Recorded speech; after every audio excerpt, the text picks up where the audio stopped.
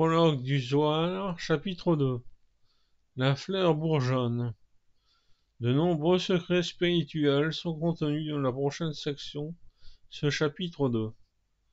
L'évolution et le fleurissement d'une fleur se réfèrent au processus de création qui se déroule dans le monde d'en haut aussi bien que dans le monde d'en bas, qui est notre univers. Comme une graine contient une fleur entière,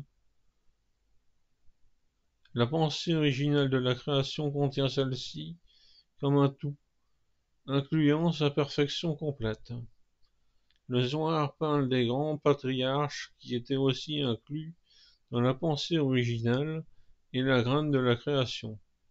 Ces leaders spirituels deviendront les cheminements universels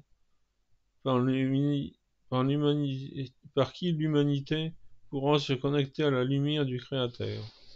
Ce passage du Zohar nous aide à renforcer notre connexion au Créateur et à nos propres racines spirituelles. Au commencement, Genèse chapitre 1 verset 1, le rabbin Shimon Bar Yochai cita le verset « La fleur qui bourgeonne apparaît sur terre ». Psaume chapitre 2 verset 12. La fleur bourgeonne se réfère à l'acte de la création. Apparaît sur la terre. Quand? Le troisième jour, comme il est écrit, et la terre s'apporta en avant. Genèse 1, verset 12. Genèse chapitre 1, verset 12. Depuis là, ils ont été vus sur la terre.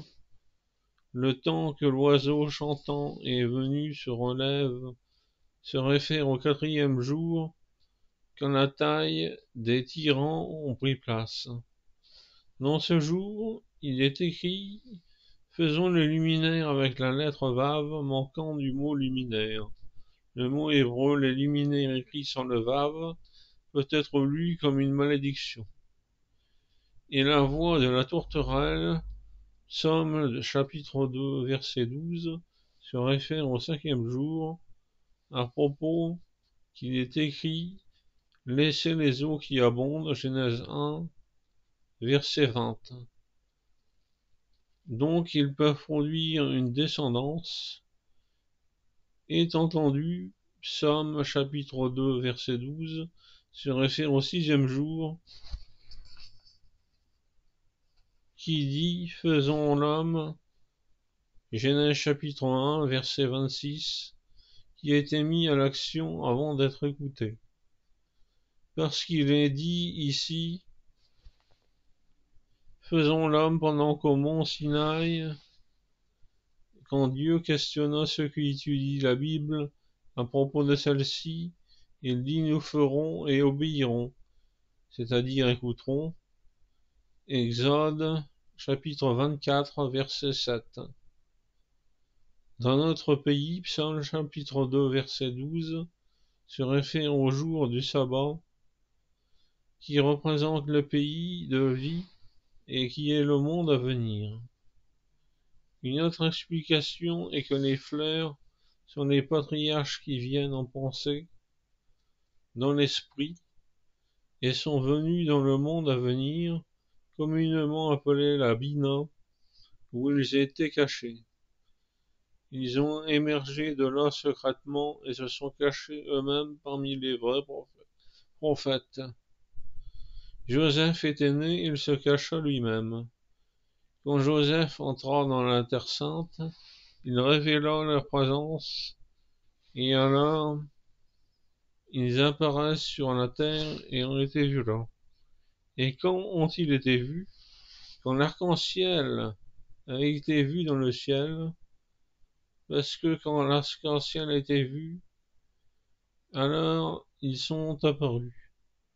Et à ce moment, le temps de la taille fut venu. Cela signifie que cela est la période de couper les faibles du monde. Mais pourquoi les faibles furent sauvés? Parce que les fleurs apparurent sur terre. Si elle n'était pas apparue il y a longtemps, les faibles ne seraient pas restés sur terre, et le monde aurait été détruit. Et qui soutient le monde et permettent aux patriarches d'apparaître, ce sont les voix des enfants qui étudient la Bible. Et le monde est sauvé de la destruction pour ses enfants. Dans les respects pour eux, il est écrit: Nous ferons de vous des colliers en or. Somme chapitre 1, verset 11. Cela se réfère aux enfants, garçons et jeunes hommes, comme il est écrit: Et tu feras 2 chérubins en or. Exode chapitre 25, verset 18. Fin du chapitre 2 du prologue du Zohar.